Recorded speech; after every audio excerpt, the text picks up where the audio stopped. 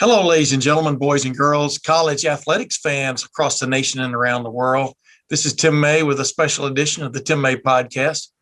It's actually a universal world, and when it comes to Ohio State athletics in this special time, now it's every 5 years, the Olympics are coming around, and Ohio State's going to be represented by 26 current, former, and in one case, incoming athlete in the Tokyo Games, which was obviously delayed from last year to this year.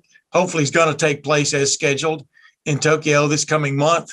But the bottom line is Ohio State has 26 representatives, by far a record for the Buckeyes, the previous being 19 several years ago for the Rio Games. But what sets this one apart, I mean, these 26 represent 12 countries. There are 9 from the United States, 6 from Canada, 2 from Greece, and 1 from France, Italy, Mexico, the Netherlands, New Zealand, Sierra Leone, Spain, Sri Lanka, Trinidad, and Tobago. And there will be 9 sports represented in this group, including 6 rowers, 5 from track and field, 4 fencers, 3 swimmers, 2 gymnasts, 2 synchronized swimmers, 2 shooters. Yeah, watch those shooters. 1 soccer player and 1 wrestler. And that wrestler is former Ohio State Buckeye and gold medalist Cal Snyder. Everybody knows about him. But the bottom line is Ohio State's going to be well represented. And the reason I wanted to do this special podcast, I got to talk to 2 of the athletes that are headed Tokyo way here shortly. One of whom is Adelaide Aquilla. That's easy for me to say, I know, Adelaide Aquilla. All she's done is just tear up the shot put world this past season, especially, has become a major force on not just the college scale, but also internationally. She has a best of 19.12 meters, which if she gets into that realm and a little bit higher in Tokyo, she has a definite chance of medaling. But she is coached by Ashley Kovacs, and the tie-in there, Ashley Kovacs is the throws coach for the Ohio State track and field team. Adelaide has just finished her senior season, but she has 1 more season of eligibility remaining, and she plans to take that. But Ashley Kovacs also coaches her husband, Joe Kovacs, who just so happened to be the silver medalist in the Rio Olympics and is qualified for this year's games. So Adelaide has a lot going on, and when you consider that she won the indoor and outdoor Big Ten titles this year and the indoor and outdoor NCAA titles this year and placed 3rd in the Olympic trials recently. So she is world-class by every stretch of the imagination.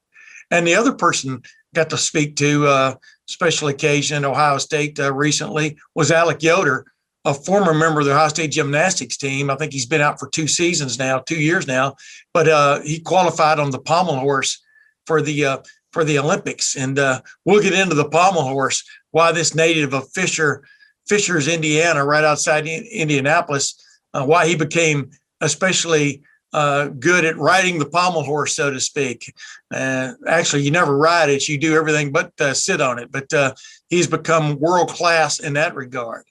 And so I just thought it'd be an interesting little conversation here with these 2 Ohio State Olympians.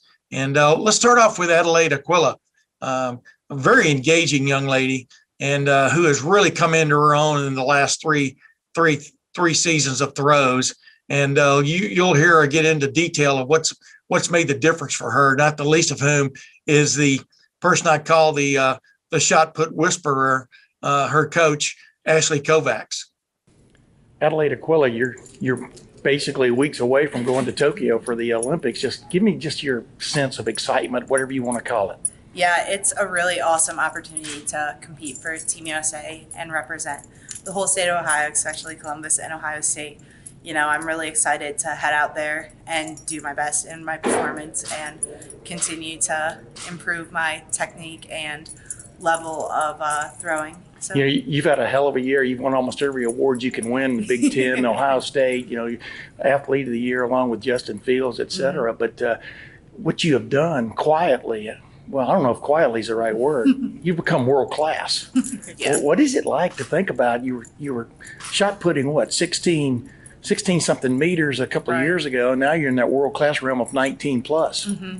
It's really, like I said before, a whirlwind of emotions and everything, but I'm super grateful to be able to compete at this level and have my coach right there beside me. She's been the leader of the train for the whole time through, so to have her there and her support from her husband, and then everybody around me is awesome. And I still haven't processed everything that has happened so far, so it's really great. Yeah, Coach Kovacs, I would refer to her as a shot put whisperer. Is that true?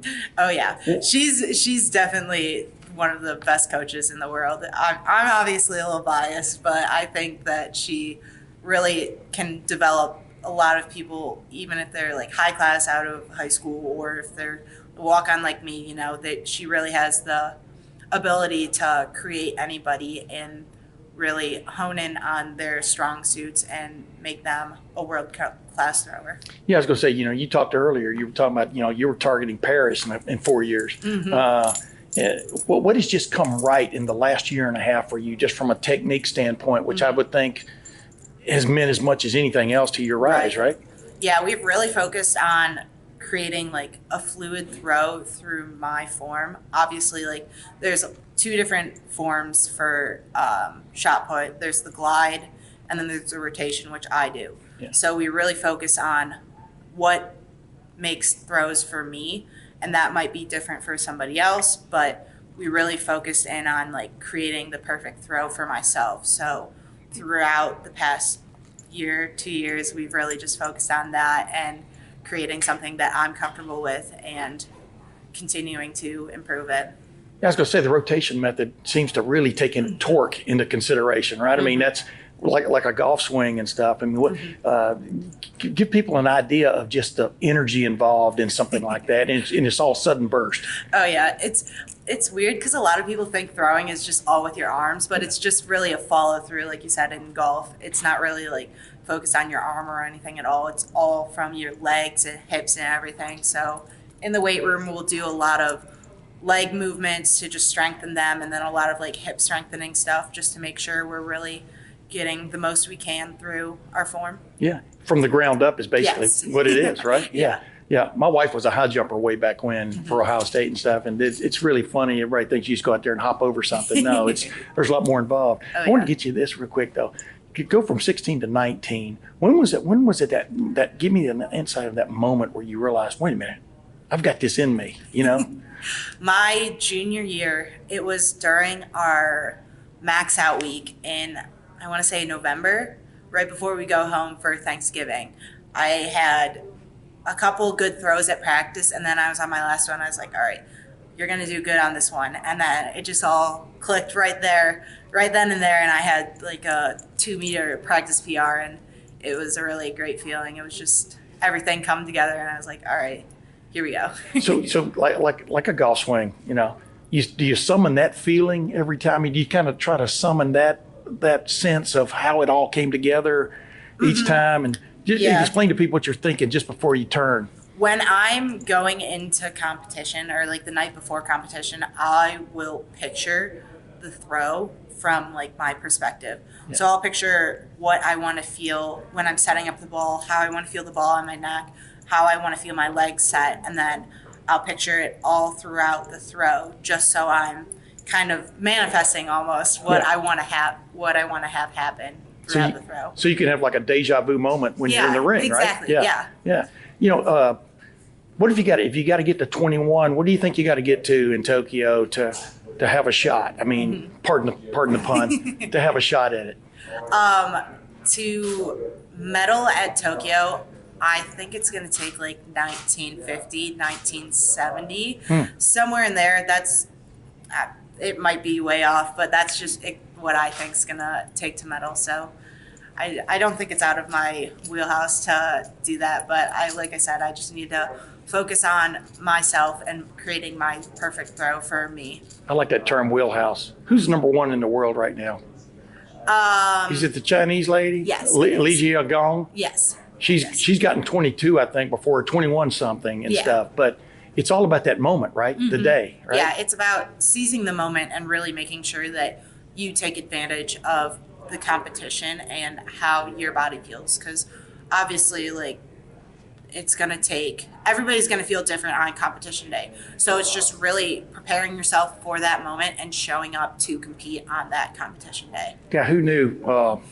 Who knew trying to get a sweatshirt in high school, which is what you tried to do? Was it Magnificat? How do you say? Yeah, Magnificat High School. Magnificat High School could lead to something like this, where she was trying, ladies and gentlemen, she was trying to like basically do all these events so she could get a free sweatshirt and never got the free sweatshirt because she never ran the mile. Yeah. But boy, you've gone a long way anyway, right? Oh, yeah. Last thing, what's the anxiety level about, what's going on in Japan right now and actually getting to compete? I mean, what's your sense? Is this going to happen? We have a lot of pre-trip like checklist stuff that we have to do before we leave. I think we have to take 2 COVID tests. USA Track and Field gave us a probiotic that we have to start taking. So we have to do a bunch of that. And then once we get there, I think we have COVID testing every single day, but while we're there, we're actually only limited to the 3 places. So whatever's going on outside, I think we'll be fine, because we're just limited to our 3 positions. Hey, last thing, you've risen to the occasion every major event, every major meet you've been to this year. 3rd in the Olympic trials. Obviously, you dominated the Big Ten and then NCAA.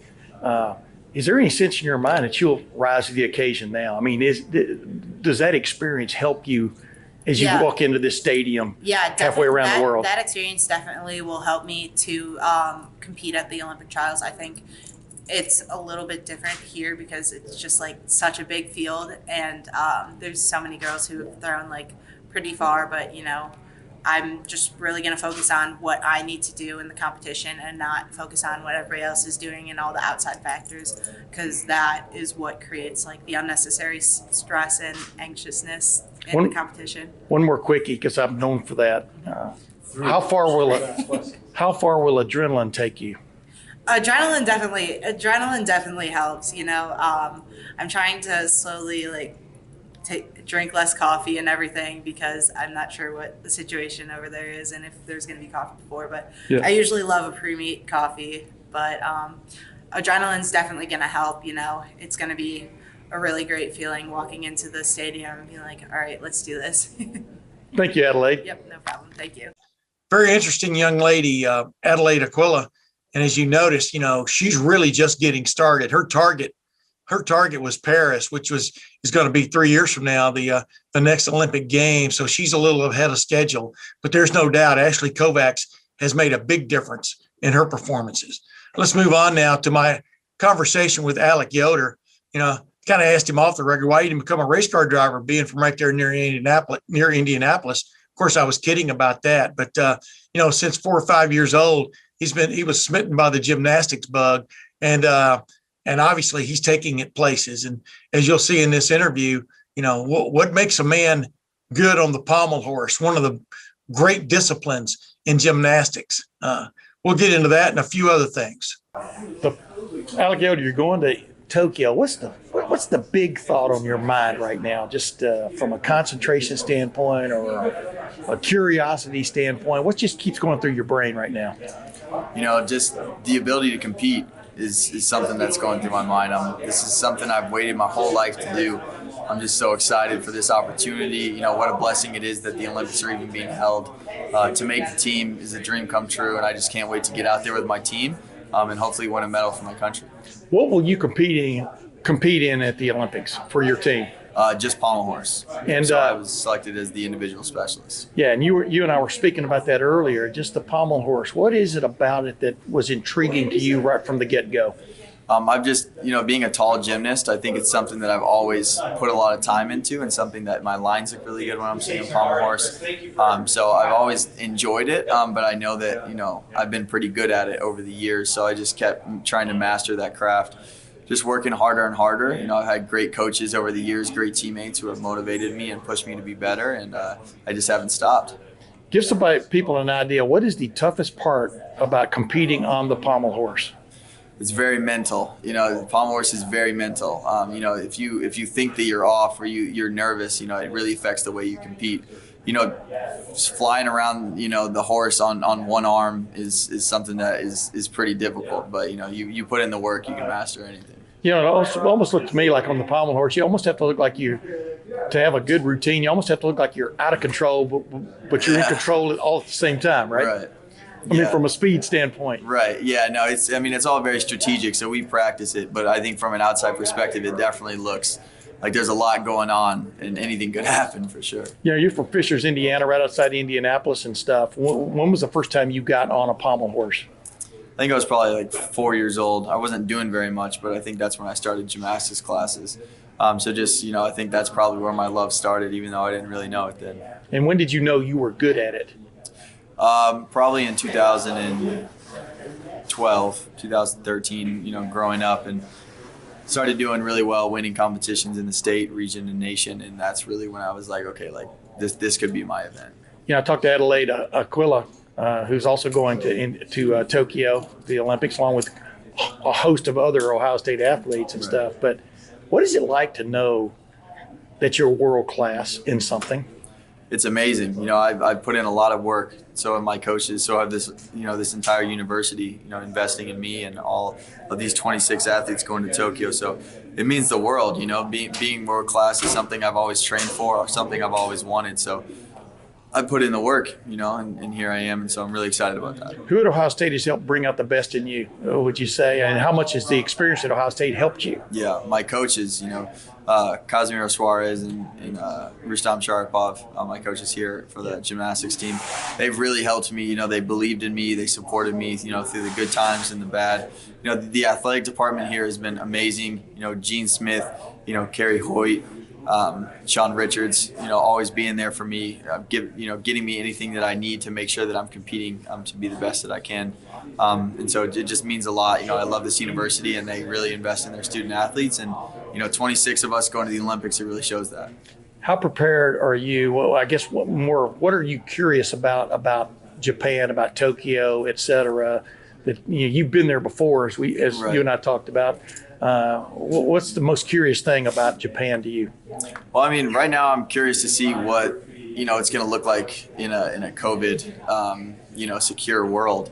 You know, making sure everyone's being healthy. I'm sure there's going to be a lot of time where we are on our own. So I'm really interested about that. I'm hoping I have a good view from my hotel room that opens up a little bit so I can get some fresh air and enjoy the sights of Japan. But, you know, either way, I'm just really excited to be there. Is there anxiety about this trip, considering, you know, what they've announced about no crowds at you know, because they've had a little bit of a blowback from the COVID-19 situation and variants, but what is there a little anxiety with you too? You know, not so much. You know, I train for moments like this. Every day in the gym, I train with zero crowd. So, you know, at the Olympic Games, it'll feel just like practice. So, you know, I'm not worried about it. Would love to have fans and put on a show for people, but I know people will be watching from home. So it's just the same pommel horse routine, just a different location. So I'm looking forward to it. One last thing. Talked a while ago about you being world class in this now. When was that moment when you knew you could take it to that level? Think back. I mean, that's kind of hitting you sideways a little bit, but that moment, that meet, maybe you're on the pommel horse when you suddenly, you know, figured it out. Yeah, in 2014, I competed at the Youth Olympic Games in China, and I won a bronze medal in the all-around. And I think that moment was when I knew I had what it took to compete. You know, I knew I was good at gymnastics, but, you know, competing is a whole different thing. Dealing with the stress, you know, dealing with the pressure. And so at that moment, I was like, I think I can do it because I can handle moments like this.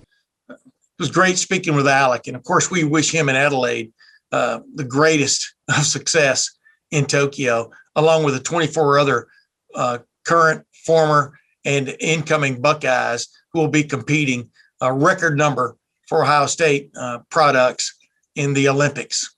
And, you know, until next week, this is Tim May with the Tim May Podcast. We'll see you then.